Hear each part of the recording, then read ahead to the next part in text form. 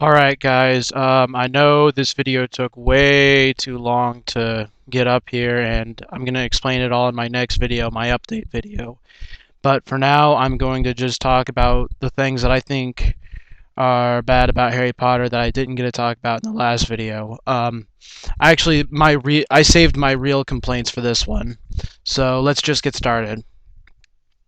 My biggest problem, I think, with the whole series is the Deus Ex Machina effect in all of the books. Now, Deus Ex Machina is when something happens, when a challenge is put in front of the hero of the story and they're able to just overcome it through a random thing that was not mentioned in the book, through just random means, just whether it has meaning to it or not.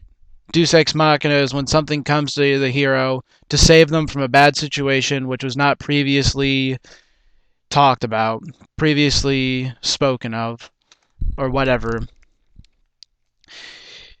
For example, in the Harry Potter books, book 2 has the biggest one in my opinion, where the Sorting Hat just comes out of nowhere. The fox is just carrying the Sorting Hat and he just pulls a sword that was never even talked about before until that moment in the book, and then they go back and explain it later. But for that chapter in the book, it is a Deus Ex Machina. Another thing that happens is in book 3 where he's, you know, I consider it a Deus Ex Machina where all of the Death Eaters come and Harry thinks his dad saved him. And at that moment, it was a Deus Ex Machina. Except for that one is explained later on, which I'll give that one slack. But there are just so many of these events in the books that it really gets old. Now that I think about it, the first one ends with the Deus Ex Machina where his mother. Well, no, the first one doesn't end. It begins with this where she saves him from Quirrell, and this is never explained how this works. They just call it older magic when they do try to explain it, but they never explain the mechanics of it. At least I think there should be a better explanation for how she can sacrifice herself, and that protects him from all dark magic that Voldemort casts. And also in the fourth book, the way those wands link up together and they can't kill each other. That's just they talk. It's never talked about before. It just sort of happens to save Harry at the last moment. I know that the whole thing just it gets really old to me. Deus Ex Machina. I mean, it ruins the sense of I need to figure out a way to do this because something always happens to him. Seventh book, that golden flame that comes out of nowhere, that's still never explained in the end. They say it's because Dumbledore's not there to explain it. That makes me think Dumbledore's just making up half the stuff when he tries to explain it. It sounds like like he doesn't know what he's talking about. But actually, I changed my mind. The Deus Ex Machina is nothing compared to the Deathly Hallows in the seventh book. Not all of them, just one of them, I should say. And that is the Elder Wand, or the I Win Wand. Basically, it's a wand that cannot be beaten, but if someone does manage to beat you while you're holding it, they get your wand. But what counts as defeat for the wand keeps changing in the book. Part of the time it's disarming, part of the time you actually have to kill them. And because of this, it's never directly said how do you obtain the Elder Wand. They tell you who's had it before, and it's just this wand you're supposed to always win. What's funny about it is everyone who ever had it ended up dying. And now the wand's in theory unable to work because Voldemort died, but Harry didn't beat him in a duel. He killed himself. Basically, in the end, all of the Hollows no longer work, except the one that Harry owns himself, the cloak. Well, he just throws the stone. The stone's just... He throws it in with a ton of other stones. He drops it in the forest. So someone will have to go through every single stone in that forbidden forest just to find the resurrection stone. A lot of people complained when J.K. Rowling announced that Dumbledore is gay. He's gay. He's a flamer. He's he likes he likes guys, adults. He doesn't I don't he's not a rapist. He doesn't actually want to take Harry. He respects Harry as a person. Although I wonder if Harry was older. No, no, never mind. I didn't even say anything. But Dumbledore is gay. And a lot of people complain about it. Some people even threw the book down. My mom refuses to let me talk about the subject when we talk about Harry Potter. It's just that didn't happen. You know what? Here's my opinion. I don't care. Dumbledore's gay. It really doesn't affect my opinion of him one way or the other. I mean, I was surprised because I thought he had the thing for McGonagall, but apparently he's got a thing for Grimwald. Alright, and he killed his lover. Alright, whatever. One thing you do have to ask yourself, though, about the Harry Potter books is that who are they aimed for? Because the age on them changes as the books go.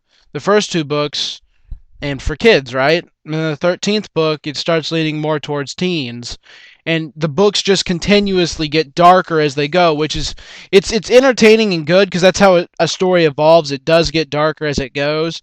But the way it is with Harry Potter, it's unrecognizable by the end of it. And so in theory you're supposed to grow up with it. But I don't know very many people that are patient enough to wait a year before reading the next one. That's the way. I think that's why the book's popularity might go down now that it's all completed, is because people aren't going to mature as the books mature anymore. I like it. It's weird. I like that, but I don't, because now you look back, it's not as fun as it used to be. It's Harry Potter kind of got ruined because of how it matured. It didn't have time to stay young while it lasted. I don't know what I'm saying here, but I just think that as the books matured, as the audience matured and the books matured, the story matured, it kind of left the previous stuff in the dust. And when you think about it, that's what you think about when you think about Harry Potter. I think about the Sorcerer's Stone. I do not think about the seventh book. I try not thinking about the seventh book. I just think as the book grows on you, who is it aimed for, really? It's almost aimed for adults. Adults are reading it more than kids are these days, which is really surprising. And the fact that so many adults are watching and reading kids' books and movies based off this boy wizard, that's why it's so publicized. Like, seriously, it's almost obnoxious how publicized Harry Potter is. I mean, I'm glad J.K. Rowling isn't poor anymore. I'm glad that she's got a good life now because of it. It's really a good story to hear how she went from rags to riches. But it's obnoxious how popular Harry Potter is. And it's one of those things that's a hard bar to break, and I don't think because it's so popular, it doesn't leave room for other good stories to become big too, because when adults start liking kids' books, they become really big, and how publicized Harry Potter is just really bad, because you can talk. There is approximately a Harry Potter book in every single home. 8 out of every 10 homes in America has a Harry Potter book somewhere. That is ridiculous. And my last and final complaint kind of just goes to the books themselves. This has nothing to do with the movies. This is something I actually like, but this is a complaint I hear a lot, so I'm going to discuss it here. There are so many details in the books, because J.K. Rowling is an extremely descriptive writer, and because of that, as the books go on, details and details and details. In fact, Harry Potter just rides on details, and there's so many details in it that as a person trying to figure out the mystery in each book, it's hard for you to deduce which details are actually important and which ones aren't. Like if you go read a Sherlock Holmes, every detail is important. But a Harry Potter book, you have to figure out which details are actually important on your own and which ones you can just throw away. Because of that, it really throws people off all the time. It makes it really hard to figure out the mystery of it. Honestly, I think Harry Potter is a good series. There are a lot of bad qualities about it. There's a lot more. I think the good qualities overshine the bad, personally. This is Lord of the Flames 1000, signing out.